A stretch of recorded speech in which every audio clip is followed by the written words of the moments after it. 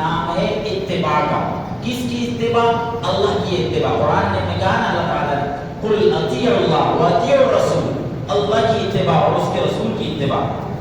اور قرآن مجید میں ایک اور دوسری آیت میں اللہ تعالیٰ نے فرمایا وما آتاکم الرسول فخذوه وما نهاکم عنہ فانتہوا.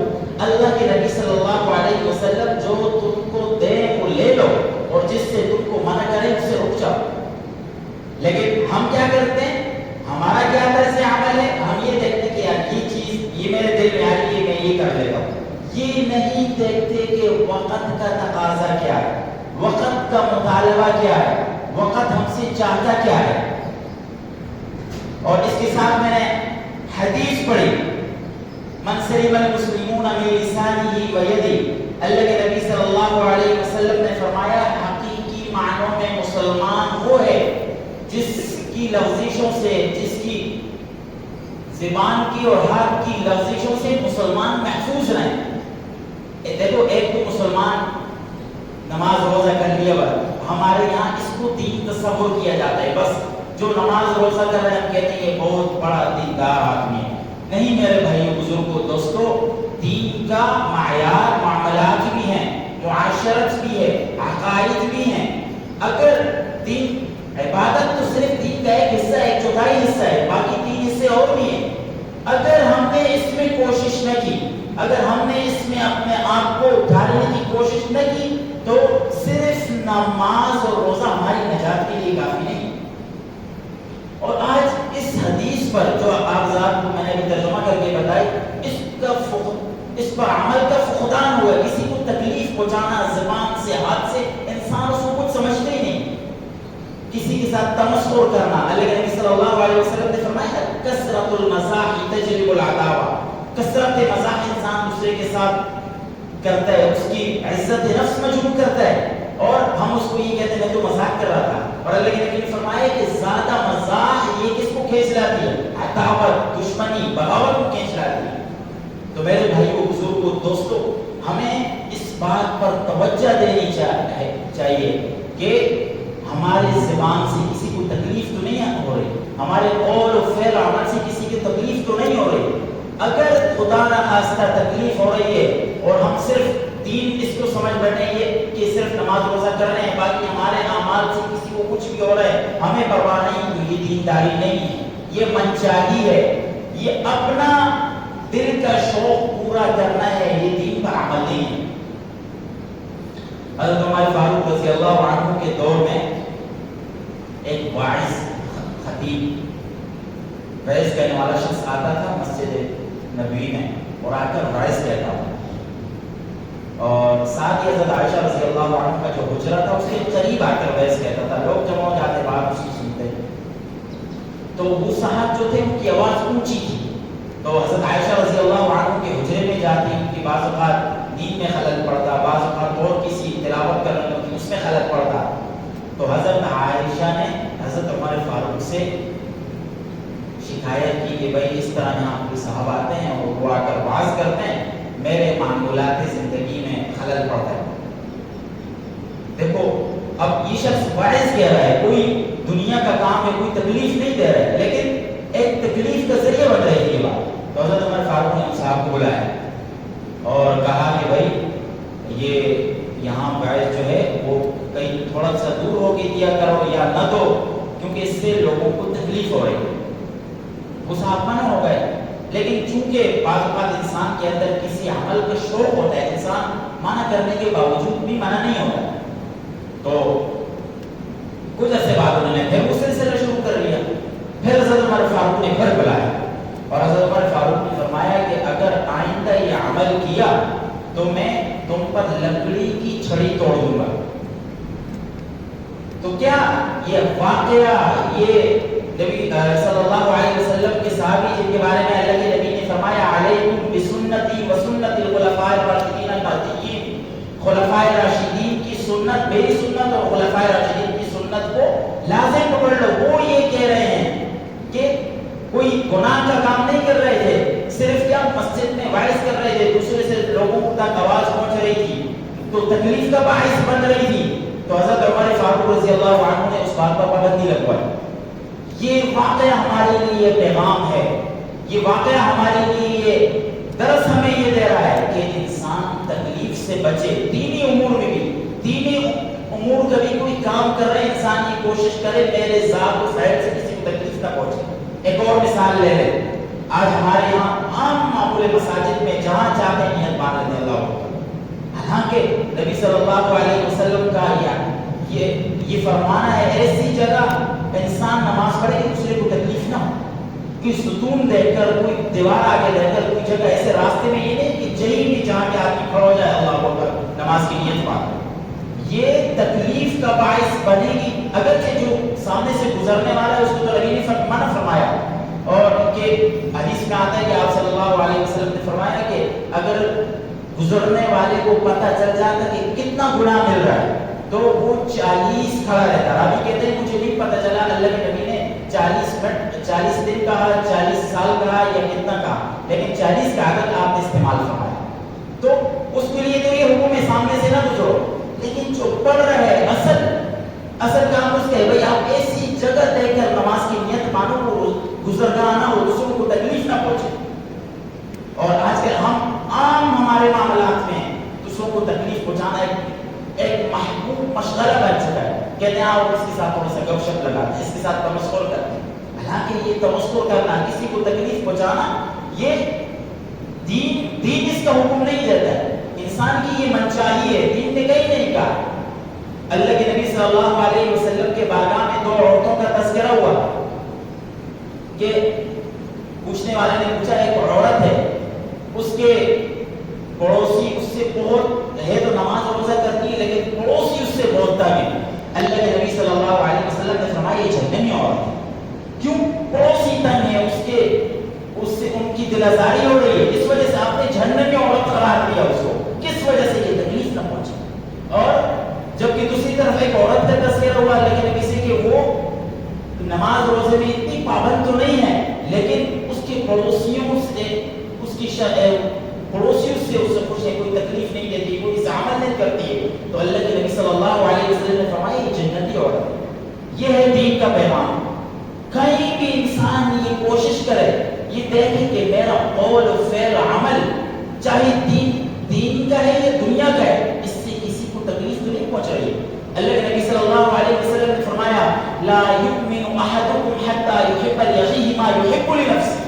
کیا حدیث کا معنی مفہوم یہ ہے کہ انسان مومن اس وقت تک تم میں سے کوئی کامل ایمان والا ہو نہیں سکتا ہے جب تک وہ اپنے لیے کوئی پسند نہ کرے جو اپنے بھائی کے لیے نہ پسند کرے. اب یہ حدیث جو ہے ایک پورا اصول اور ایک قانون ہمیں دے دیا. کوئی بھی معاملہ ہو انسان دیکھ لے کہ یہ عمل کر رہا ہوں, یہ کوئی کام کر رہا ہوں, کیا اس سے میرے اگر کوئی اسی طرح کا سامنے والا کوئی کام کرتا تو مجھے اچھا لگتا کہ نہ لگتا. اگر انسان یہ کہتے مجھے اس سے کوئی تکلیف نہ ہوتی تو اس کا مطلب ہے یہ صحیح کام کرتا. تو یہ ہے دین میرے بھائی بزرگوں دوستوں. امام غزالی رحمہ اللہ مشہور 7ویں صدی کے محقق عالم گزرے. امام غزالی رحمہ اللہ نے احیاء العلوم میں ان کی مشہور کتاب ہے, انہوں نے اس میں لکھا ہے کہ جانوروں کی 3 قسمیں. پہلے جانور وہ ہیں جن سے لوگوں کو نفع پہنچتا ہے, دوسرے جانور وہ ہیں دوسرے قسم کے جن سے لوگوں کو ضرر پہنچتا ہے, تکلیف پہنچتی ہے, سانپ بچھو وغیرہ. اور تیسرے قسم کے جانور وہ ہیں جو نفع پہنچاتے ہیں, ضرر پہنچاتے ہیں, بہن. تو امام غزالی رحمہ اللہ نے یہ 3 قسمیں بیان فرمانے کے بعد فرمایا انسان کو مخاطب کر کے, اے انسان تجھے چاہیے, اللہ نے تجھے اشرف المخلوقات بنایا ہے, چاہیے کہ تو پہلی قسم کی طرح لوگوں جانوروں کی طرح بن, کی جس طرح وہ لوگوں کو فائدہ پہنچانا ہے, گائے بھینس بکری اپنے دودھ سے نفع پہنچانا ہے, تو تیرا بھی اتنا تو بن کے لوگوں کو تکلیف فائدہ پہنچا. اور اگر اتنا نہیں کر سکتے, کسی کو فائدہ نہیں پہنچا سکتے ہو, تو پھر امام غزالی نے فرمایا کہ تیسرے قسم کے جانوروں کی طرح کم از کم ہو جاؤ کہ نہ کسی کو فائدہ نہیں دے سکتے تو تکلیف بھی نہ دو. اور پھر آپ نے فرمایا کہ تیسری قسم کا جانور بنو گے تو پھر تمہارا جو حال ہے وہی جو سانپ بچھو والا ہوگا وہی تمہارا حال ہے. تو میرے بھائی بزرگوں دوستوں, یہ واقعہ یہ اگر ہم اپنے اللہ نے ہمیں اشرف المخلوقات بنایا ہے, اگر ہم اتنا آپ سے کوئی ہم سے تکلیف سے معمول نہ ہو جائے تو ہم تو جانوروں جیسے ہو، جانوروں سے بھی بدتر ہو جائیں. قرآن نے کہا بل ہم ازل، ان سے بھی بدتر. تو کیا ہم اتنے گئے گزرے ہو گئے کہ اب جانوروں سے بھی بدتر ہو رہے ہیں؟ تو میرے بھائیوں، بزرگوں، دوستوں، ہمیشہ یہ ذہن میں رکھو، ہمیشہ اپنے اس کو زندگی میں لاؤ کہ میرا قول و فعل و عمل کسی سے اس کی تکلیف نہ پہنچا رہے. اللہ کے نبی صلی اللہ علیہ وسلم نے صحابہ سے پوچھا کیا تم جانتے ہو میری امت کا سب سے کنگال ترین شخص کون سا ہے؟ سب سے کنگال ترین شخص. صحابہ نے عرض کیا یا رسول اللہ نہیں جانتے. آپ صلی اللہ علیہ وسلم نے خود ہی فرمایا بروز قیامت ایک آدمی آئے گا نیکیوں کے ڈھیر لے کے، نمازیں، روزے، نفل، تہجد، 100 قسم کی عبادتیں ہوں گی، لیکن لوگوں کے حقوق دبائے گا. کسی کی دل آزاری کر دی، کسی کے ساتھ کچھ اور ایسا معاملہ کر دیا، کسی کا حق دبا لیا، کسی کے ساتھ اور کوئی بدتمیزی قسم کے ساتھ پیش آیا. تو اللہ کے نبی صلی اللہ علیہ وسلم نے فرمایا دوسری طرف اس کے جن کے حقوق اس نے طرف کیے ہوں گے وہ بھی پہنچ جائیں گے اللہ کی بارگاہ میں. اے اللہ اس نے ہمارا یہ حق طرف کیا ہے.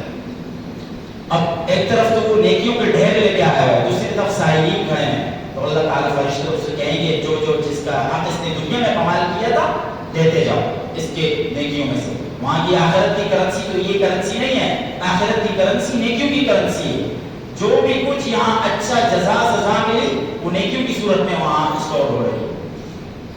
تو میں حدیث عرض کر رہا تھا کہ اللہ کے نبی صلی اللہ علیہ وسلم نے فرمایا کہ اللہ تعالیٰ اس سے کہیں گے فرشتوں کو کہ دیتے جاؤ اس کے جو نیکیاں ہیں ان لوگوں کو دیتے جاؤ. وہ دیتے جائیں گے پہاڑ نیکیوں کی آہستہ آہستہ ختم ہونے لگے، یہاں تک کہ وہ نیکیوں کی جو پہاڑ لے کے آیا تھا یہ عبادات اور روزے کے ذریعے وہ ختم ہو گئے. لیکن سائلین ابھی بھی کھڑے ہیں، ابھی بھی کہہ رہے ہیں بھائی ہمارے حقوق اس نے پامال کیے تھے ہمیں ادا کرو. تو اللہ تعالیٰ فرشتوں سے کہیں گے اب نیکیاں تو اس کی ختم ہو گئی ہیں، ایسا کرو یہ جو سائلین جن کا اس نے حق دبایا تھا اس کے گناہ، ان کے گناہ اس شخص پر لاد دو، اور وہ تمام سائلین کے جو گناہ ہوں گے اس شخص پر لاد دیے جائیں گے، اس کو جہنم میں گرا دیا جائے. یہ ہے اگر دنیا میں کسی کے حقوق پامال کرو گے تو یہ حال ہے، آخرت میں ہمارا یہ حال نہ ہو جائے، اس سے بچا جائے. اور آخرت کا معاملہ میرے بھائیوں بڑا اوکھا ہے، ابد الاباد کی زندگی ہے. اگر یہاں اچھی کوشش اچھی صحیح کی تو وہاں بنے گی، اگر یہاں کچھ غلط سلط کیا 60-70 سالہ زندگی گزر جائے گی تو پھر وہاں اللہ کی عدالت قائم ہونی ہے، اللہ کا میزان لگنا ہے. پھر وہاں جو ہے فَمَن يَعْمَلْ مِثْقَالَ ذَرَّةٍ خَيْرًا يَرَهُ وَمَن يَعْمَلْ مِثْقَالَ ذَرَّةٍ شَرًّا يَرَهُ. جس نے کسی نے ایک ذرہ برابر بھی نیکی کی ہوگی وہ وہاں دیکھ لے گا، جس نے ذرہ برابر وہاں شر کی ہوگی وہ وہاں دیکھ لے گا. تو حدیث کا ان تمام باتوں کا پیغام ایک ہی ہے. جتنی بھی احادیث آپ حضرات کے سامنے میں نے پڑھی کہ کوشش اور سعی اس بات کی ہماری ذات سے تکلیف نہ پہنچے، ہم کسی کی عزت کے در پہ نہ پھیریں، کسی کے بلا وجہ کسی کو تنگ نہ کریں، بلا وجہ کسی کے ساتھ ایسی فعل نہ کریں جو انسان اپنے لیے پسند نہ کرے. اللہ کے نبی صلی اللہ علیہ وسلم نے فرمایا نا من ستر مسلما ستر اللہ فی الدنیا والآخرہ. جو کسی مسلمان کی پردہ پوشی کرتا ہے اللہ تعالیٰ اس کی بروز قیامت پردہ پوشی فرمائے، اس کی عیبوں پر پردہ ڈالے. آج ہم کسی کا عیب دیکھ لیتے تو ڈھنڈورا پیٹنا شروع کرتے ہیں، حالانکہ اللہ کے نبی کی تعلیمات ہمیں یہ کہہ رہی ہیں کہ مسلمان کے کسی کوئی عیب دیکھ لو تو پردہ ڈالو، اس پر چشم پوشی سے پیش آؤ، چھپا دو. ایک تو عادی مجرمین ہوتے ہیں کہ جن کا روز کا کام ہے، ان کا نہیں ایک بعض اوقات بعض آدمی ہوتا ہے اس سے کوئی غلط کام ہو گیا زندگی میں تو بس انسان اس کے پیچھے نہ لگ جائے. تو میرے بھائیوں بزرگوں دوستوں خلاصہ ان باتوں کا یہ ہے، آیت قرآنیہ، احادیث، آثار صحابہ کے تابعین کے اس بات کی طرف توجہ دلانا ہے کہ انسان اپنے قول و فعل و عمل سے چاہے کتنا ہی گیا گزرا انسان ہو اس کو تکلیف نہ دے. حدیث میں تو نبی صلی اللہ علیہ وسلم نے نا بعض مسلمان ساتھ لگا ہوئے تھے، بعض لوگ یہ سمجھتے ہیں کافر کو تکلیف دینا جائز ہے، حالانکہ کافر کو بھی تکلیف دینا جائز نہیں. دلیل کیا ہے؟ دلیل حضرت موسیٰ علیہ السلام کا واقعہ ہے. جب حضرت موسیٰ علیہ السلام نے ایک قبطی تھا، فرعون کی لشکر میں، یعنی فرعون کے قبیلے میں سے ایک شخص تھا، تو وہ حضرت موسیٰ علیہ السلام کے لوگوں کے ساتھ لڑ رہا تھا، تو آپ حضرت موسیٰ علیہ السلام نے اس کو مکہ مارا، تو وہ اس مکے کی وجہ سے مر گیا، تو قرآن نے اس کو حضرت موسیٰ علیہ السلام کے گناہ کی طرف منسوب کیا۔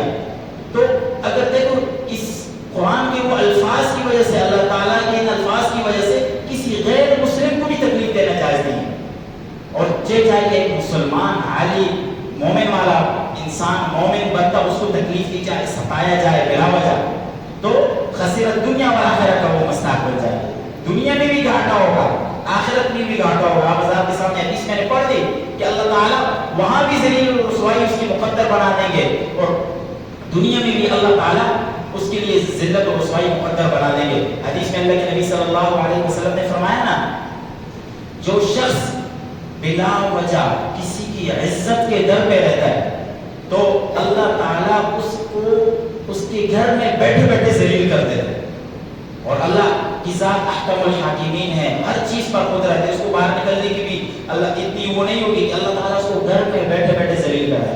تو بلا وجہ کسی کو تکلیف، کسی کو تنگ کرنا، بلا وجہ کسی کے ساتھ ایسا معاملہ کرنا جو انسان اپنے آپ کے لیے پسند نہ کرے، اس سے بچ جائے۔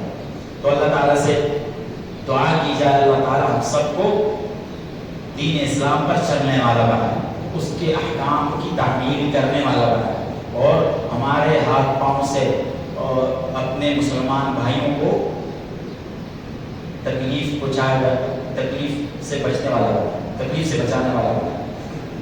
ایک اور بات جو آخر میں آپ حضرات کے سامنے کرتا چلوں، پھر انشاءاللہ اختتام کریں گے بات کا۔ بعض حضرات کا یہ معمول ہوتا ہے، وہ دینی کام میں نا، دینی کام کو ہی سمجھتے ہیں اب دینی کام کر رہے ہیں، لیکن ہوتا ہے وہ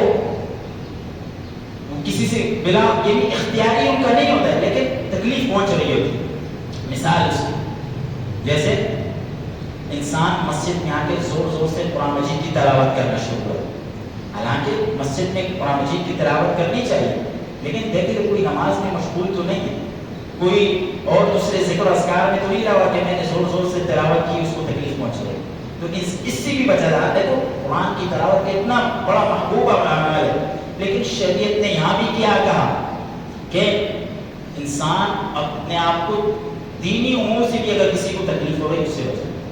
تو اللہ تعالیٰ سے دعا ہے اللہ تعالیٰ کہ اس میں سے زیادہ عمل کی توفیق عطا فرمائے۔ وآخر دعوانا